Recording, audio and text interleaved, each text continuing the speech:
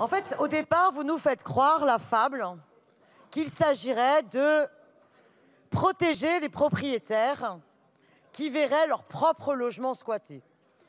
Ensuite, tout le monde aura compris que cette fable-là n'existe pas parce qu'il y a déjà, dans ce texte de loi, parce qu'il y a déjà un cadre législatif pour ces cas-là.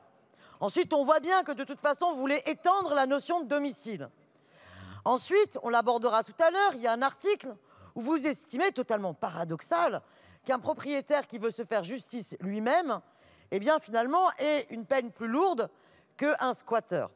Juste, c'est pas du tout paradoxal parce qu'en fait, il est normal dans notre droit qu'on ait toujours mis une peine plus forte à quelqu'un qui ne respecte pas l'état de droit et qui porte atteinte à des personnes par rapport à quelqu'un qui se loge en survie.